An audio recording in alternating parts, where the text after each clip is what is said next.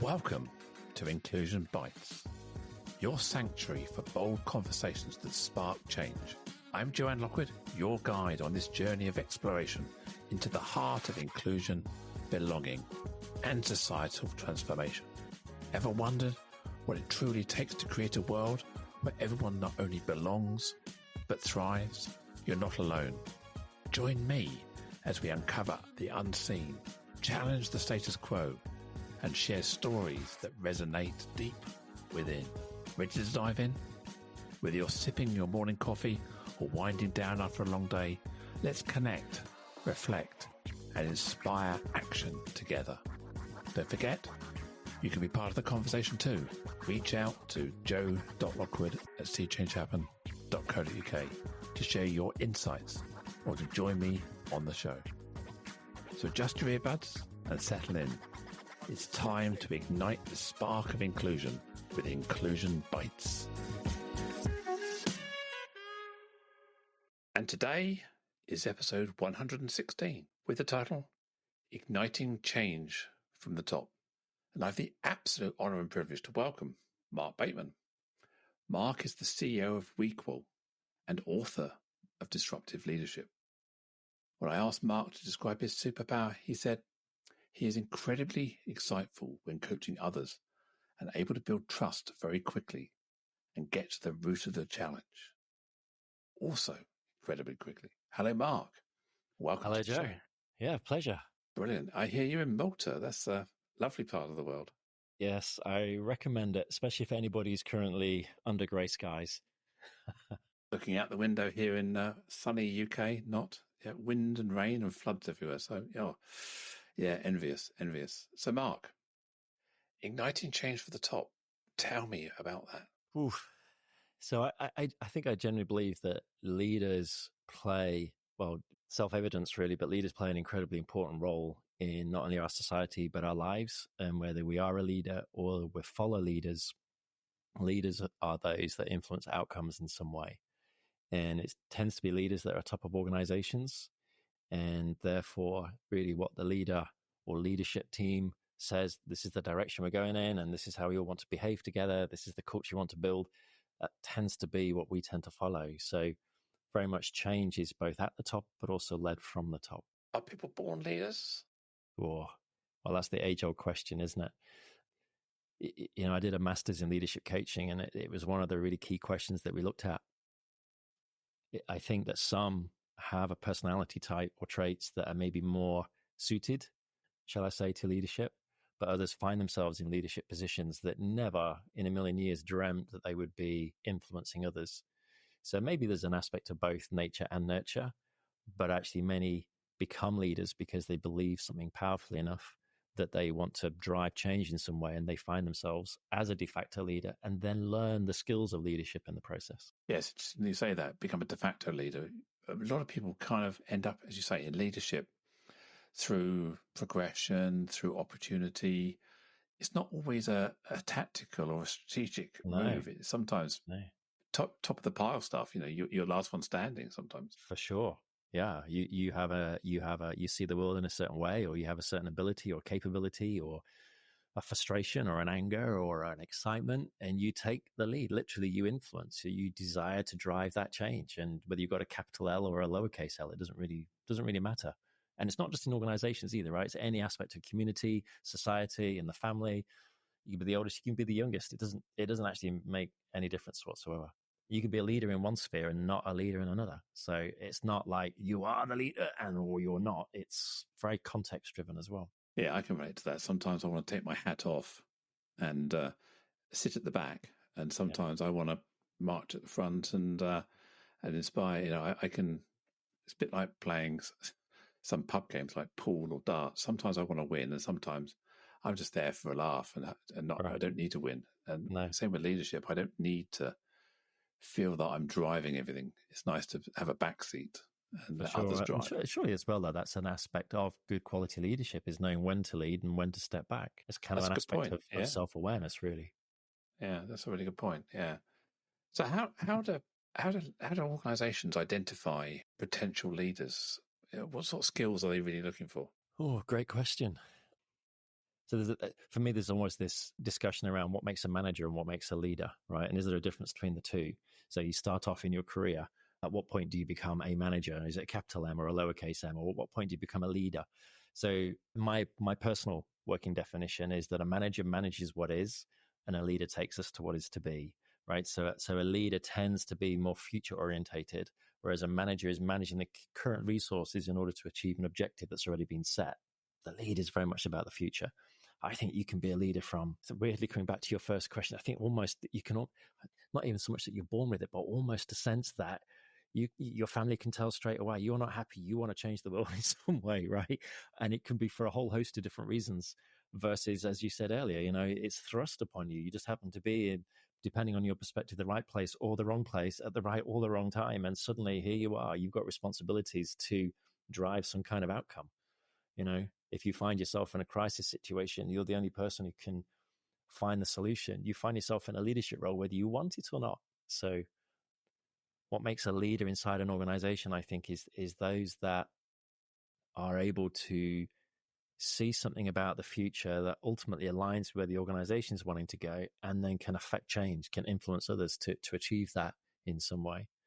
So you can be a leader without having the title, for sure. Yeah, I'm sure you'll agree with this, but we all are leaders of self, aren't we? In some if area. We're not, then who's leading us? Yeah. Lowercase l, or we're just followers all the time. But exactly. Yeah. So if we look at, I suppose, the evolution of leadership going back a couple of hundred years, right. We've gone from that sort of army hierarchical command and control type leader to what the contemporary leadership model is more soft skills, more empathy, more compassion, more humanity, and influence. I appreciate we've got different styles of leadership: top down, bottom up, transformation, all this kind of different definitions. So you particularly work, from my understanding, around empowering female entrepreneurs, female business people in organizations, around gender equity. So how do you think, if we look at the yin and the yang of femininity and masculinity, how do you think female leaders bring a different dynamic to organizations? For sure. So to set a bit more context, so as the CEO of WeQual, we work with the world's largest companies to drive gender equality. And to date, we work with probably about 350 global companies. We work at that sort of board, C-suite, -1, -2 type level. We just launched a program right now for mid-managers. And what's fascinating, so I've personally coached in the last 4 years, maybe about 300 women at that C-suite -1 in these big global corporates. And what I've been surprised by, what I've been extremely humbled, I have to say, for starters, that I found myself in a position where I'm meeting these incredible leaders who are genuinely driving positive change within their companies, and yet are also having to overcome the fact that they're in the minority as a woman. And what's fascinating to see is the journey they've had to take to gain success within these typically male-dominated environments. And as a man, and for those of us who are listening as men, we don't always realize what we do or how we behave or how we act and the impact that can have on others. The whole definition of a successful leader, or even a successful manager, or a successful business leader, or a successful entrepreneur, or a successful founder, anybody, success, defines success typically is through that historical lens, where if we go back 200 years, there's still some of those very strong masculine perceived traits as to what defines success. And you can see that even in funding conversations. When you look at, for every dollar, I can't remember the exact stats, and I write about this in my book, something like for every dollar that's invested in the US, a man might get 38 cents back. For every dollar invested in a woman, it's 70 something cents back, right? So it's more than double the return. And yet women get much less than 5% of all funding. And similar for as they call it in America, men of color or women of color, so non-white, non-Caucasian men, it's much less than 1%.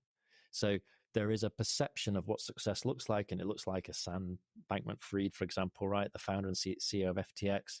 It's a Mark Zuckerberg. It's an Elon Musk. There's a very specific type that we perceive to be associated with success, and that's being driven through history. And that's where the challenge lies, because actually there's a better return if we increase the diversity pool of those that are willing to invest in. And that works at every level through an organization, from the very entry level right to the very, very top. Do you think there are gender divides in terms of, I don't know, aspiration for leadership? Are men more willing to be go-getters at an earlier age? It's a good example. So surely even the term a go-getter, right? Where does that term even come from, right? I mean, I'm very driven. The women that we work with are very driven, but the women that we work with that are very driven have had to learn how to show up differently, because if they appear to behave like a man, where it's okay to be a go-getter, to be ambitious, to be driven, for a man, that's okay. But for a woman, there are all sorts of labels that they then receive. And so they've had to learn how to navigate the entry level through mid-management levels. Once they get to the executive level, depending on the culture of the company, at that point, maybe nobody sees them as a woman anymore. They're now just expected to operate as an executive.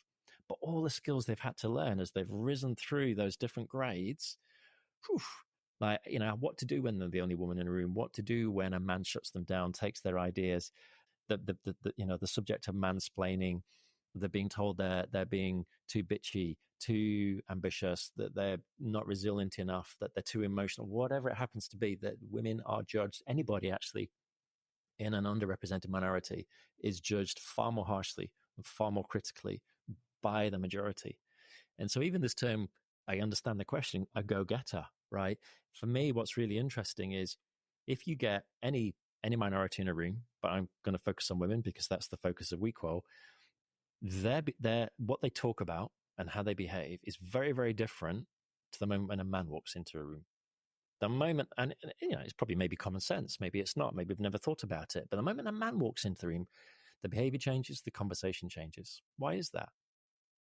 What would it look like if it didn't? Why does the conversation have to change? Does the men's behavior and language change? Well, you could argue maybe it does, right? I was watching something from the 1960s where I think it was in Australia, and a woman went into the pub and said, "Oh, women are allowed to go into the pub now." And these men were, "Oh, that's not right, is it?" Oh, sorry, that was a northern accent, not an Australian accent. But right, well, that's not right, is it? Because now we can't swear, or so maybe men's behavior does change when a woman is in the room. But from a position of leadership, or from a perspective of leadership, what defines successful leadership? And there is all this research coming out now that shows that actually women tend to be better leaders than men for a number of different reasons. One, because they've had to learn to be more resilient, because their journey, their path to the top is far harder for a woman than it is for a man. True for any underrepresented minority. Secondly, they have high emotional intelligence as a generalization. So they're better with people. They're more empathetic. They take less risky decisions for the company. So there are all these incredible strengths that come with being a woman that are more on that feminine trait aspect that most men, and I don't mean this in any critical way, but because of history, we perceive it still as a weakness. She's too emotional.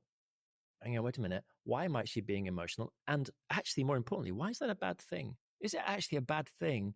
And I'm not saying all women are emotional. I'm not saying that, right? But we know if we look at hormone cycles between men and women, we're pretty much steady, right? Our testosterone reduces slightly over time. For a woman, just look at their hormone cycle in 1 month. Poof, right? So, but is there a strength that a woman brings by being more emotional that men don't recognize, that actually we feel almost defensive about, I mean, just shut down in some way because we're so logical and rational and whatever happens to be? So there's a really interesting debate, I think, to be had around this definition of successful leadership when we talk about male traits and female. I've spent a good proportion of my life in male company and more latterly in more female company. I've certainly seen a marked difference in styles, as you mentioned, conversations.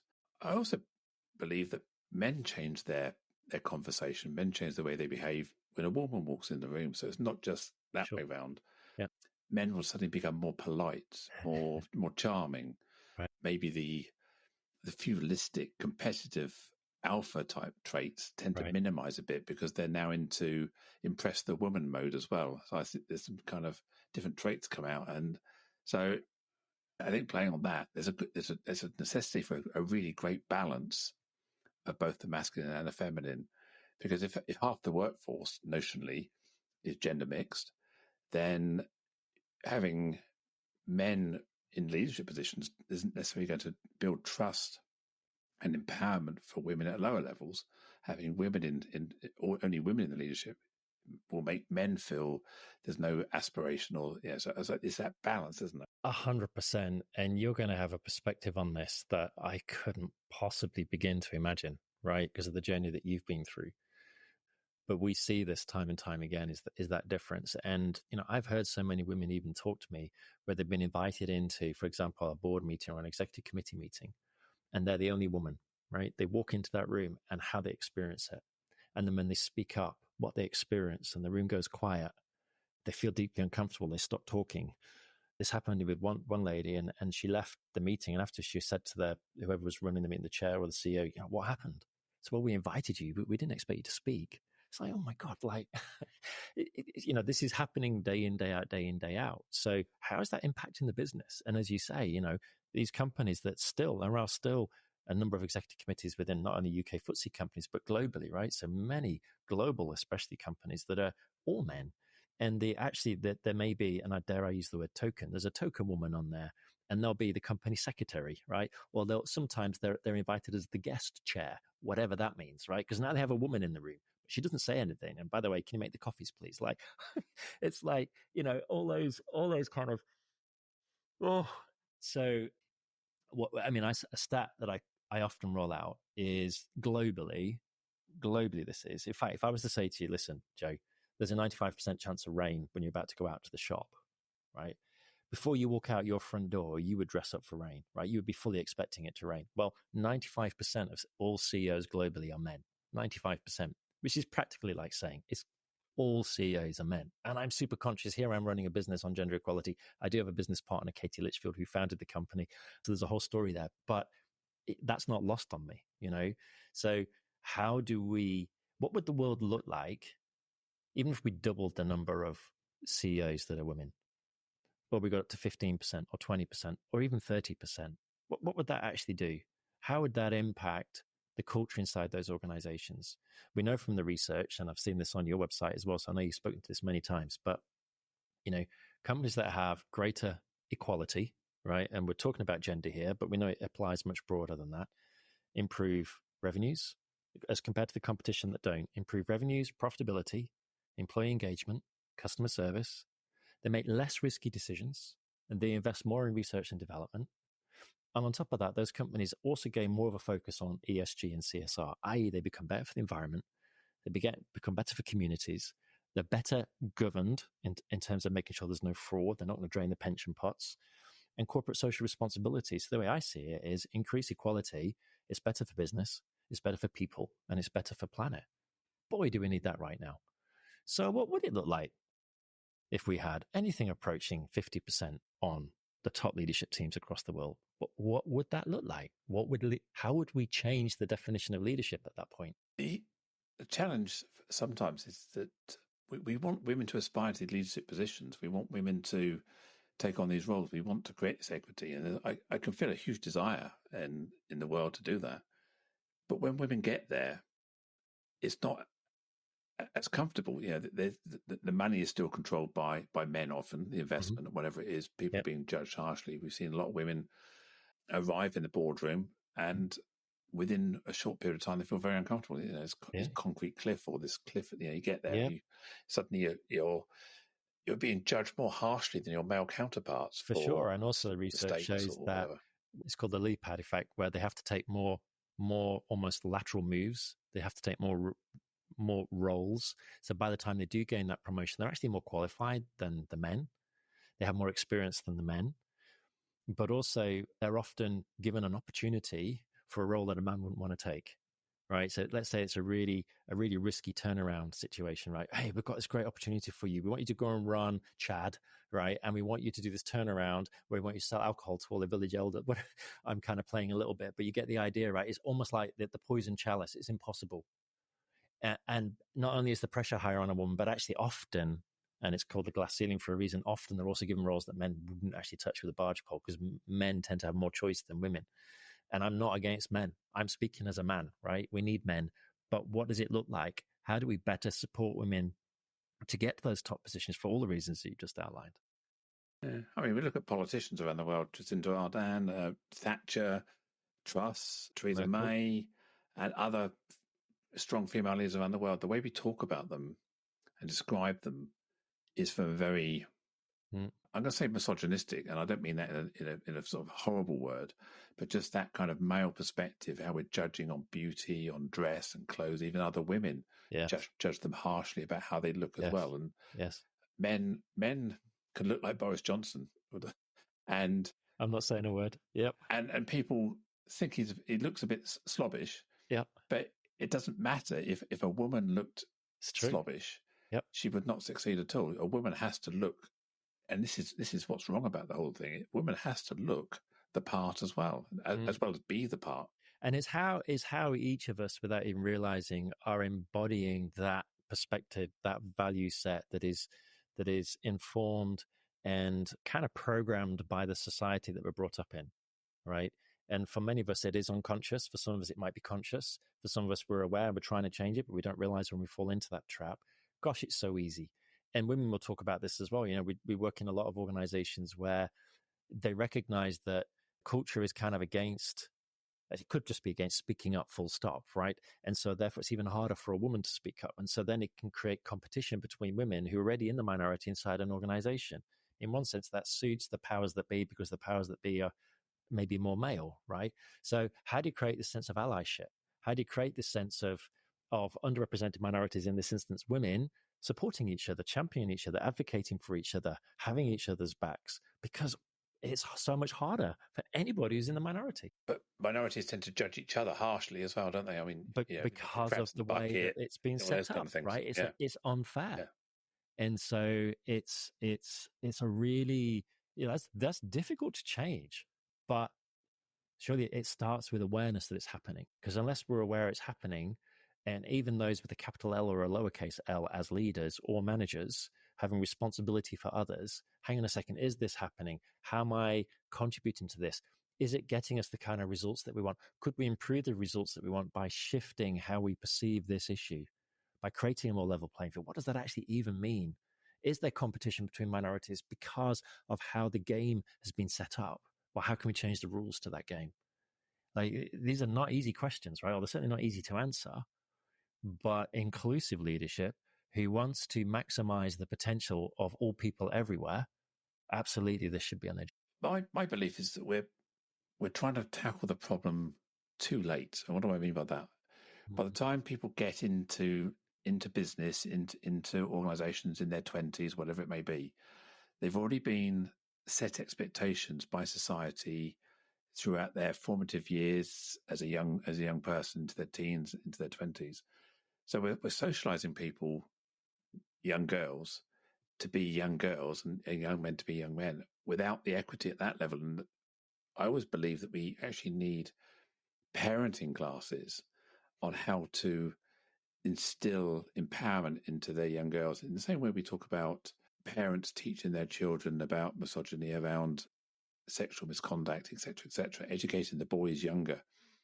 But by the time you've been socialized, you have so much limiting beliefs, so much imposter syndrome, so much sense of being behind the curve by the time you even get out of school, into university, into business, that I think we've done a lot of the expectation setting, and then you have to exceed that programming. You have to break out of that socialization, and I think that's part of the challenge we've got to face. It is, and every culture has it, right? Every country, every region, even smaller localities have this very strong sense of, within that culture, what is acceptable, what is not, how somebody should behave, how somebody shouldn't, how they should speak, how they should dress, not just on gender lines, right? It can even be on caste. It can be on how much money you have, which school you go to, your accent, how you dress. It's just a whole multiplicity of things. So, we're talking about broader societal change. And as you were speaking, it reminded me of some of the hot water that Disney's got into, right? As they've started to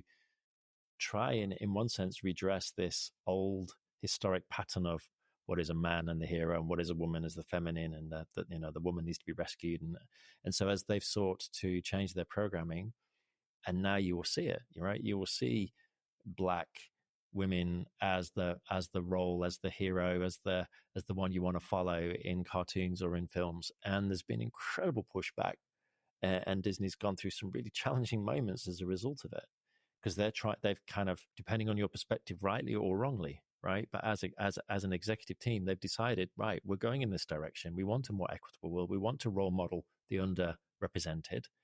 And then the status quo, and this is the subject of my book, disruptive leadership is about challenging the status quo, not just about challenging, but changing, right? To disrupt means you literally change the status quo. You change what is into something else. And so that's something that Disney's tried to do, but it created all-out war for them. Yeah, I mean, we look back to the 1930s, 1940s, and Snow White, Sleeping Beauty, those kind of really strong, of the time, male and female stereotypes. The dwarfs, hi-ho, off to work, and Snow White stayed at home, cooked, cleaned, sung and skipped for the animals in the forest and things. And that was kind of the thing. And, ate the apple, falls asleep, needs man to rescue and save and kiss, make up, horseback, ride off sunset, Disney ending. And I think was it Frozen was the first Disney feature film where there was a strong female lead that wasn't supported by a male character. Right. And it was basically a matriarchal female-led film, and that was their turning point, I believe. Yeah, I remember my daughters singing those songs time and time again. Yeah, but you're right. That sets the tone for society.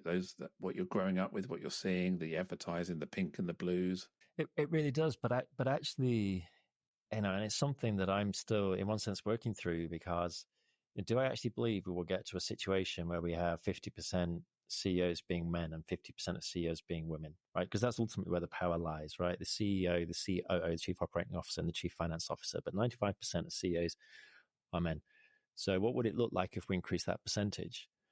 But again, I think we have to be really careful with this, because there is the masculine and there is the feminine, and there are traits that are more commonly associated with the masculine, and there are traits that are more commonly associated with the feminine. It's not that a man can't have feminine traits, and it's not a woman can't have masculine traits, right?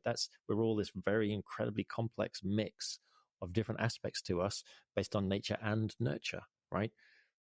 But I'm really intrigued, and every time I see a very senior female leader working, and I'm sometimes have the joy of almost being in a room, but not being in the back seat, as you were saying earlier on. But I'm watching a woman selling or influencing or doing something in a man, and I see how she does it, and she does it so differently to how I would normally see a man do it. It takes my breath away. I'm like, wow, like, what? How did you do that? Like, I couldn't do it like that. I'd be far more direct. I'd be far more like calling the shots. Here's what I want. And there's a I don't know if it's innate, actually, but there is a deep skill that's been learned either as a result of being the feminine and also the result of being the minority, the one that has the less power.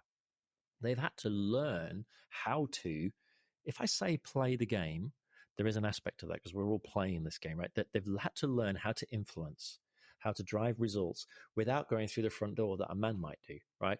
A woman might come through the kitchen window or through the back door.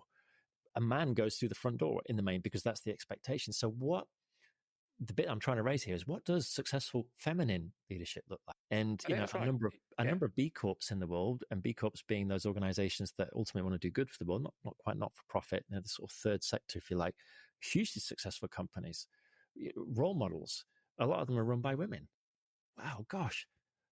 And yet let's not think that women don't lead successful businesses. In my book, I interview Heather Sikorsky. She was at ABB. She's now at Schneider Electric. She stood up a bit. She started a business within ABB that was generating $2 billion in revenue. She went and automated the largest chemical plant in Saudi Arabia, where women aren't allowed to manage anything. And if you met her, she's the kindest, most feminine type of woman you might find. And yet she is able to drive extraordinary results. But if you met her, you'd never know. You'd never know. So there's something I think really remarkable and wonderful, and something I would love to see more of is genuine feminine leaders, but they're still driving incredible results. I say still. Why am I saying still? They are, right? They are. They're outperforming their male counterparts. Is it, I guess what you're saying there is you use the tools you have in your toolbox. A man might use deep voice, power, masculine traits. A woman might use, say, nurturing, compassion, empathy, some of the soft skills in more abundance. So you're influencing your sphere of influence, your negotiation powers. Sorry, even if you say it like that, though, I think again we can, and I'm questioning myself as I'm having this conversation with you, right? Compassion. What would you say? Compassion, empathy. I can't remember the other one. What the other word was you nurturing, used? I think Nurturing, I said right? nurturing. Yeah. So I think when we use that, if we have a scale of 1 to 100, right, where we're saying a man is at 0 and a woman's at 100, right? And then we see all the negative aspects of compassion and nurture and forgive me, I've forgotten the third word again, right? But actually, it's not like probably. that, yeah. right? If you look at the data from psychometric traits, etc., personality traits, a woman might be 52% and a man might be 48%. Right? We're not talking 0 to 100. But when we say, well, she's a very compassionate leader, I think it's very easy for us to think, in which case she's no good at driving results because she's only about the people. And it can't be further from the truth. These women drive results, but they do it with compassion. Do you understand what I'm saying? The differentiate. Completely. Yeah. And it's about, but it's about using where you score higher as your toolbox. I'm not saying, I'm not for one been suggesting here that it's an absolute 100% versus 0%. But you would tend, we look at disc profiling and other personality profiling types, people have a stronger in red, green, or yellow, or blue, and we tend to know what people are going to be stronger at. I'm not going to go into nursing because I don't have that level of compassion, but I would more like to go into. I could do coaching and mentoring though, because I do have enough empathy to do that. But I'm not one who wants to be. Yeah, I don't want to get into the nursing side where you need more compassion. So I'm not heavy on that. So I think, it's just looking at the skills you have and valuing them differently. And I think, as you called it out just now, actually, we're associating these words with femininity and these words with masculinity as almost like a positive trait and a negative trait. Everybody has a blend of those. But is it because men have been socialized in such a way to minimize those traits that they're not expected to be compassionate or nurturing? They're kind of still got that. I think that so depends on the macro and the micro. And what I mean by that is, if your father is somebody who is very hard and harsh, for example, and you're the son, it might be that then you also become harder and harsher because that's the example that's been set to you as to what a man is. Whereas if you've been brought up in an environment where your father is actually very gentle and soft, but can fight, right? So it's not that he's gentle and soft. It's that he has developed that aspect of his personality such that he is gentle and soft, but you would want him in your corner if there's a fight because he's going to knock the living daylights out of somebody, right? So I think it very much depends on your upbringing. It depends on the local culture that you're in. And by local culture, I mean the school you go to, the neighborhood that you're in, what the gangs are doing. Like, it just depends so much. But when we're talking about mature leadership, right? So we're not talking about 5-year-old or 15-year-old or 25-year-old. We're talking about if you're getting into your 40s, 50s, and 60s. I generally believe that as leaders, and again, leaders are those who have influence over others to achieve an outcome, right? So it's a very broad definition. I think it becomes incumbent upon us, and this is again where I talk to in my book about what does great leadership look like. And great leadership is where we are willing to ask ourselves the difficult questions, where we're open to feedback, critical, cutting, negative feedback, and we take it because we recognize it's going to help us become better leaders. We're constantly wanting to grow and develop and challenge ourselves because we're about a purpose bigger than ourselves that we want to bring other people along with us on the journey. And I think then we start to mature as leaders. And as we start to mature as leaders, we start to see the importance of a diverse team that bring, and diverse in all of its different facets, because we recognize that's what we need to succeed. And so how do I, as a leader, bring a diverse team together? Am I hiring people that are in my own image, that sound like me, talk like me, that I believe are my definition of success? Am I willing to challenge that? Am I willing to give opportunities and take risks because it's outside of my own comfort zone because I haven't seen it before? Am I willing to go and get mentoring or get a coach or get somebody who's going to challenge my mindset, my beliefs, my thoughts, my attitudes, where they say, wait a minute, Mark, why did you hire that? As an example, and I have to be very careful, I don't name any names. I was speaking to a CEO, let's say of a FTSE company, right? UK listed company. How much can I say? So he had an all male executive committee, and I know that wasn't his intention. And he genuinely wanted to have women on his executive committee. but they're all men. Now, the FTSE, there's a report that just came out, I think, last month. The number of all-male executive committees now within FTSE companies is actually quite small, but they're still there. This company is one of those, so nobody can guess who it is. And I said to him, well, hang on, why? Wait, that's not good enough. Like, you're saying that you want women on your executive committee, but you don't have women on your executive. And he said, well, Mark, I tried. Like, with respect, you haven't, because you haven't, right? And it's incumbent upon leaders to drive change. And he'd had one of the power roles come. He said, oh, we had women on the short list, but then the men outvoted. And then he said, oh, and I had to take our investors into consideration. Oh, that's a very telling statement, right? So the outgoing CXO, whoever the C-suite role member was liked by investors. He was white, he was Oxbridge educated, comes from a certain background, speaks in a certain way. So let's call him Michael, right? So Michael, this was the outgoing CXO. And okay, now we need a new CXO.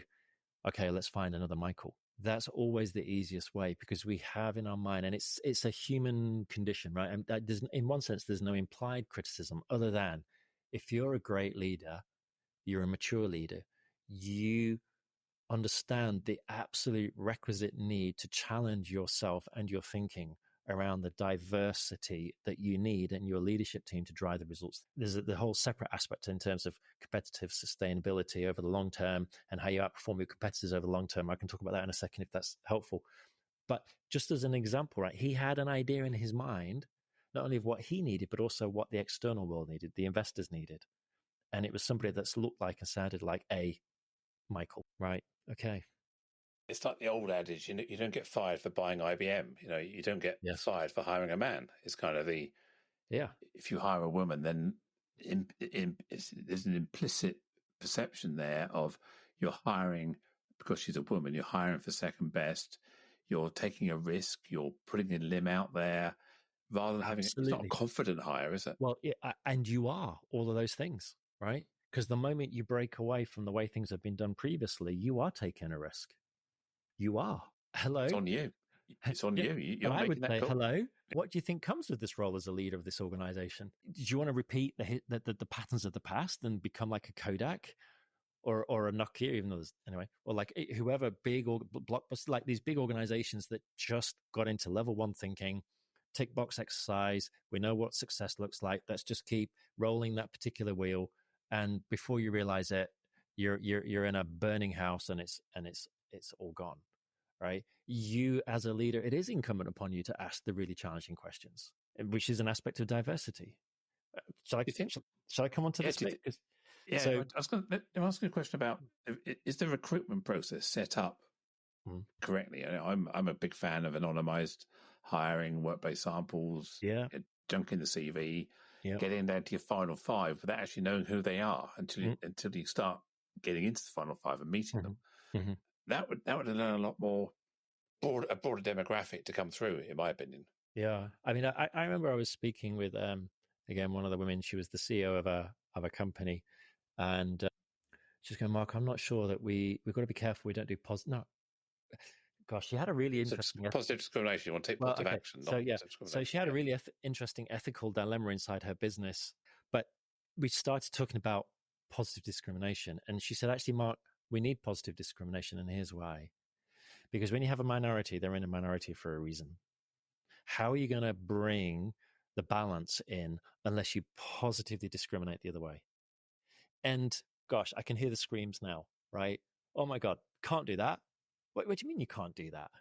Like, if you have, let's talk in maybe more masculine language. You have a football team and you have a team of 11 strikers, right? And you go, we just want the best players. And that's why we have 11 strikers on the team. We can score lots of goals, but we always lose every game because we've got no goalkeepers, defenders, or midfielders. Okay, well, then you need to positively discriminate, don't you? You need to go out and hire a goalkeeper who may not be able to shoot a goal, but you need a goalkeeper who can defend a goal. That's positive discrimination, surely. No, it's not. It's wisdom. It's how to build a diverse team. It's not positive discrimination. It's which is unlawful in many territories. It's positive action. So it's using different techniques. it's about the attraction phase, the recruitment marketing, the employer branding, all these kind of things. Yeah. Encourage you weight the bases in favor of the demographic you're looking to attract. And I think that, in terms of the marketing, and I think if you anonymize, you can get people in through that process. But it's the challenge. If you're looking for a FTSE 500 CFO, the majority of FTSE 500 CFOs are probably men. They are. So if you're looking for a CFO without credentials, your talent pool is likely to be highly biased towards men with a track record. Yeah, but that may be true, but this is really interesting. And this is actually why our business partner, Katie, set up Wequal to start with. So she used to work at the Financial Times and she set up the FT forums. And these were executive level events, primarily for UK listed companies. And every time she ran an event, there were always men turning up.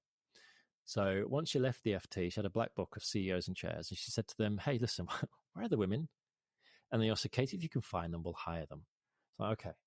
Now, at the same time, the UK government had just done the report, right, that Hampton-Alexander report, which was that there were 5,000 women reporting into executive committee roles within just the FTSE alone. And just the recent study that came out a month ago, it's over 5,000. So over 5,000 women, 5,000 women reporting into direct reports to members of the executive committee. It's not that they're not there, they're there. Which is why we run the Wequal Awards, because we identify these women that are ready for the step up to the C-suite. And we're approaching 40% now of those women that have been actually promoted. They're there.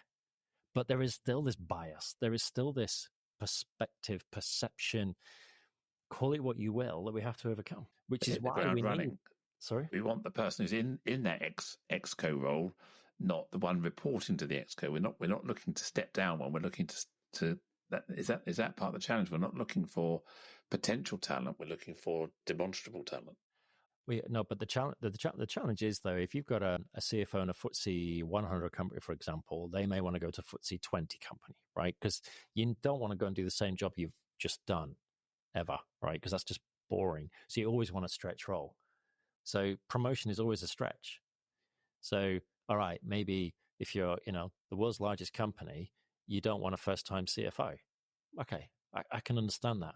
But if they've been the CFO of a region that's maybe doing 10 billion in whatever currency, and they're a woman, but you pick somebody who's not got that experience because they're a man, that's clearly not in the best interest of your business. And there are plenty of women in those kind of roles. So, I mean, when I talk about things like allyship and privilege and those kind of things, it's about the people who hold the power, who hold the privilege. It's their responsibility to open the door. So women can knock, but the door has to open, and the person behind the door is generally a man who has to open that door. Yes. Yeah. That's the challenge. So how do we mentor and coach men to be more welcoming? You talked about in this person who couldn't make the decision to hire a CXO who was female. How do we educate those men to make those other decisions, not in a brave way, but in a kind of matter-of-fact way? Well, I think there's two aspects to it. One, dare I say, and I don't mean to minimize this, but education, right? Because I still think today most are not aware of the better improved KPIs you're going to gain by having a more diverse team, right? And that starts with gender. So the more diverse your team, the more likely you are to outperform your competitors. Is it going to cause you a problem? Of course it is, because you're going to have diverse perspectives in the room. It might take you that little bit longer to get to a decision because you're going to have diverse perspectives. But when you do reach that decision, it's going to be more thought through. It's going to actually be better for your business, right? So the first part is the educational piece. The second part, and certainly, a number of the large corporates are doing this now, primarily because they have to release pay gap data. They've got targets in their own reports in terms of where they want to be, both gender representation throughout the organization, but also at the top, is the importance of sponsorship, mentorship. Now, again, as a business, we have something called Wequal Executives, where we bring together women from all these different global companies through a number of monthly development sessions. And there's a number of themes that we talk to time and time and time again about how a woman can take that step up to the executive committee. And there are absolutely some things that women can, and I would argue should be doing to help them take that next step up. All right, be very deliberate, be very intentional. Don't be afraid of coming across as ambitious. Be really clear about what the role that you want. Have the conversation with your line manager. Be clear about where your gaps are. Tackle where the gaps are. get a board role externally because that's going to give you experience that you can bring back into your own business. Except there's a number of different things, but sponsorship is, as you say, so important. And yes, a woman sponsor is great. There's very few of those. So find male sponsors, men on the board or on the executive committee. These are obviously in large companies. If you're in a smaller company, who's at your top team that you can reach out to and say, hey, listen, I either want to be where you are or I want this role that's way more senior than I am now. I love what you're doing, but I need support. And I'm just wondering, would you be willing to be my mentor? Or actually, sorry, in this instance, my sponsor, because the sponsor will advocate for the person when they're not in the room, right? They will identify development opportunities and open the door for you to take them and invite you to people and bring you into a room in a way you could never do yourself. That is the power of sponsorship. And so a lot of these big organizations do have more formal sponsorship programs now for that very reason. But the world is a big place and that doesn't cover everybody. So, no. So how do you work with aspiring women to, because some of it's mindset and some of it's opportunity. So how do you coach and nurture women to have belief and accelerate their own careers? Well, I mean, there's always two parts to it, right? There's the system and there's you, right? And you talked earlier on about, okay, but we can be the leader of our own lives. And now we're probably also coming down to more to my personal philosophy as well, right? Which is life is really, really short.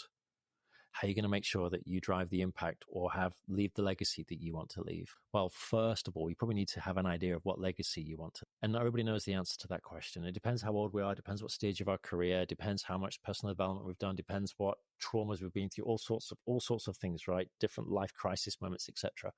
But I genuinely believe that being clear about, I mean, you talked about superpowers before, for example. So being really clear about what your superpowers are. Why do you have those superpowers? And in order to achieve what? And where do your superpowers become your kryptonite? What is it you want to do? It's about 70% of the women that I meet, I'll say to them, what's your next step? Don't know. I feel like I got here by accident. I feel like I'm already overperforming. There may be an aspect of imposter syndrome. Again, it's not that men don't have it, but women seem to have it more, primarily because of the game they've had to play to get to where they've got to, right? They're women. They're in the minority. They're being judged more critically, more harshly. They have to pretend to be something that they're really not. They have to be more masculine in their behaviors than they may want. So they don't feel that they're being their authentic selves, etc. Okay, but if you could, what would you do? If you had a magic piece of paper and a magic pen and whatever you write down on this magic piece of paper, this magic pen is possible, turn down the inner critic, what would you write? What's your dream? And for all of us, I genuinely believe it's about impact in some way. We want to make a difference, likely a positive difference. And it may be in our immediate circle of our family. It may be a slightly wider circle of our extended family or our community or within an organization or for a particular social demographic group or whatever it happens to be, right? We want to make a difference. Write it down. Write the difference down that you want to make. Be really clear about it. Is it going to take you time? If you've never thought about it, for sure. If you thought about it, it's probably still going to take you time. And it's a constant distillation process. And you constantly revisit as you gain life experience, right? But write it down. Where is it? Why do I believe I'm on this planet, ultimately? In the years that I have, which goes like that so quick. All right. So once I start getting an idea, then I ask myself a very simple question. Am I on that path? Is that the direction I'm heading? And if I'm working inside a company and I realize I want to save the world, but I'm sucking oil out the ground and it doesn't vibe with my values, well, then leave and go and find an organization that does. Right? So find a context, an environment, an organization that supports you in your purpose. And that's ultimately where we get engagement inside organizations. If we can map personal purpose with organizational purpose, you're going to get more engaged employees than that. Okay, and now what's the journey? What's the step? What's the next step? Where's the gap? How are you going to achieve more of why you're on this planet? Because it's so short, your time here. It's not worth following somebody else, trying to impress somebody else, trying to seek validation from others, trying to gain a sense of status or ego from others. Right? It is about taking responsibility for our own lives, which is where that L, that leadership, you said it right at the outset. We lead our own lives. What that means, we take responsibility for our own lives, regardless of the cards that have been dealt us. That's difficult. That's challenging. There's also, I think, a freedom and a power that comes with that. Is the game at play here where, in order to succeed at these higher levels, you have to commit yourself, your soul, your whole being to achieving these goals? You often hear these, you've got to show commitment to become partner. You've got to be doing this, you've got to be networking, you've got to be out, you've got to be dining, you've got to be socializing, you've got to play golf. Yeah. Does And that I stack think the dice unfairly against women? no, I think it depends on who you are and why you're doing it. Because I've coached, for example, many bankers, investment bankers who are making a killing financially, but they feel that they've entirely lost their soul because they're doing it purely for the pursuing of money, right? Status, and they become golden handcuffs, golden chains, lock. And how do I get out? I feel like and I'm not meaning that everybody's in. That's not what I mean. Right? I'm not judging investment bankers, but I've coached so many that are in this position where they've earned more money than they could ever have dreamt of. But now they want to do something that's to them more purposeful, but they feel locked inside that environment. So I'm going, well, listen, life's really short, Steve, right? Steve, life's really short. And if you're feeling like this, it's going to be harming you, right? It's harming you spiritually, it's harming you emotionally, it's harming you physically, it's be harming your relationships, because ultimately you're giving of your energy and time towards something that you no longer believe in. Get really clear about what you do believe in, and then make the difficult choices. Leave the comfort zone, because life's for living. And that's true on any level, right? Some people go out and dine and work all the hours because they absolutely love it. Like Elon Musk loves what he does, even though it also there's a lot of cost to it, right?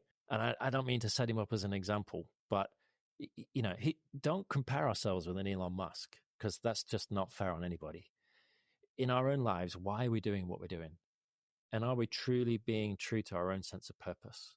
And the moment we take responsibility for our own lives, that's actually when we start becoming disruptive, because we're willing to challenge the status quo. We're willing to cause conflict. We're willing to fall out with people. We're willing to make difficult decisions. We're willing to do things that other people think is a bad idea, because we know that's the difference that we want to make. It steps out of safety. It steps outside of comfort. That's where disruption takes place. And so when the whole subject of today's talk was change from the top, right? As leaders of an organization as well, how are you ensuring that you as a leader are being purposeful, that your organization is being purposeful, that it's doing good, not just in terms of, yes, shareholder return or profitability, but actually it's good for people and it's good for planet. That's really difficult. It requires great leadership. It requires you asking yourself the really difficult questions, really being self-aware about why you're doing what you're doing, how are you engaging other people, have you built a diversity, all of this. And this is not criticism, it's more of an observation. The business is geared up around patriarchal expectations. It's a man's world, created by men largely. Uh-huh. And there's many women I speak to, many women who I hear stories from, have come to the realization they can't have it all.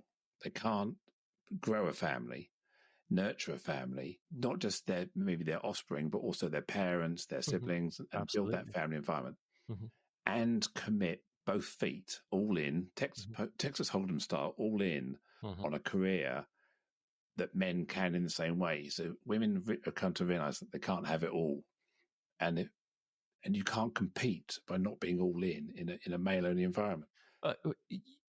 True, and again, for me, the really important question is to get really clear about what your purpose. I mean, I've coached women who and this is not to set an expectation of this is how women should be. Not at all. These are so rare, it's untrue. A top VP will give birth and then 2 months later be on a plane from America to Japan to run a meeting, and then get back for their older daughter's play at school at 4:00 on a like. That's just, it's actually, listening to it, almost insane, right? These are very rare people. Don't try and be like them. Instead, be really clear about yourself. What's important to you? And that might be important to you, and you may have a clear purpose, and then you'll make it happen, right? But don't do something just because society expects you to, or because there's a pressure to. Take responsibility for your own life. Be really clear about the purpose and the impact that you want to have. And if that, as a woman or as a dad or a mum or whoever, is to ensure that your family has a really secure base, that you're there for them, commit to that with pride.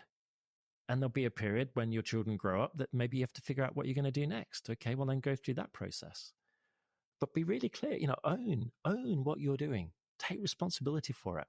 Be clear as to your own purpose. So we'd called this episode Ignite Change from the Top. So we see, maybe you give an example of B Corps. We see examples of great female CXOs and CEOs and chairs setting the culture from the top, where you don't have to sacrifice your life for the organization. And I'm a great believer that if in order to remove the stigma and the challenge of succeeding, you have to enable men to benefit from that as well, because flexible working, for sure, succeeding without sacrifice becomes the norm. Then that men can aspire to, then women won't be seen as second best because they're not fully committed and they're not both feet in, if you like. Yeah. So how do we get that culture into organizations where those male attributes we talked about, go-getting, that we want to minimize that? And you say some women want it all. They're prepared to jet off to Japan, come back, look after their kids. But how can I have both of those? How can I do both? Because women don't want to compromise. I think it's honestly, it's every single one of us has to figure that out. And I know that might sound a bit lame, but it's true, right? We have to take responsibility for our lives. We have one life. And my core challenge in that is, what is it you really, truly, honestly want? And then be open about it, be honest about it, talk with your partner about it. Many of these women that make it to top, it's their husbands or their partners, and most of them are married. It's their partners actually that then make decisions to leave their work to support their wife or their partner, because the wife or the partner now has the bigger, more paying, more lucrative career. So it's unique to every situation, for sure it is. Yeah. There's for example, one of our clients is Sanofi, and they give equal maternity cover to men and to women. And as you were just talking, and it took me back. So I've got a 31 and a 28-year-old, two daughters. And I remember when my oldest daughter was first born, and I think I took 2 weeks off, which was the maximum I could take off at the time. And, as a dad, that was a wrench then to go back to work, for sure. Because I wanted to support my wife, because she was a new mom and she was breastfeeding with all of the joys and tribulations that comes with that. And also my daughter, right? And then when my second daughter was born. So I think that's a broader societal challenge as well. But how are we going to get change? We're going to get change by individuals who decide that there's a change that they want to see, and that drives them. And as a result of that drive in them, they take a leadership role, capital L or little l, in making that change. And it has always been thus, and it will always be thus. It's down to us. Mark, thank you. Brilliant conversation. How can people get hold of you to find out more? Thank you. So I'm on LinkedIn. Definitely follow me on LinkedIn, and you'll see both what I'm doing personally, both in terms of the book, but also see a WeQual as a company. If you're a big company, you want to better support your women, do look us up, wequal.com, WEQUAL.com. We have programs for both executive level women and mid-managers. We also run quarterly think tanks, which are open events. So, for example, never mind, we run quarterly think tanks. So depending when this podcast comes out, have a look at our website. You can register for those events. You can find my personal website at mark-bateman.com. And if you're interested in my book is called Disruptive Leadership: Using Fire to Drive Purposeful Change. Fire is always disruptive, for good or for bad. And so I talk about how you can ignite purposeful change by starting a fire, growing a fire, protecting your fire, whilst ensuring you don't burn out. So if you're interested in that, have a look on Amazon, Barnes & Noble, available in all those locations. Fantastic. Thank you. As we bring this conversation to a close, I want to express my deepest gratitude to you, our listener, for lending your ear and heart to the cause of inclusion. If today's discussion struck a chord, consider subscribing to Inclusion Bites and become part of our ever-growing community, driving real change. Share this journey with friends, family, and colleagues. Let's amplify the voices that matter. Got thoughts, stories, or a vision to share? I'm all ears. Reach out to joe.lockwood@seechangehappen.co.uk and let's make your voice heard. Until next time, this is Joanne Lockwood, signing off with a promise to return with more enriching narratives that challenge, inspire, and unite us all. Here's to fostering a more inclusive world, one episode at a time. Catch you on the next bite.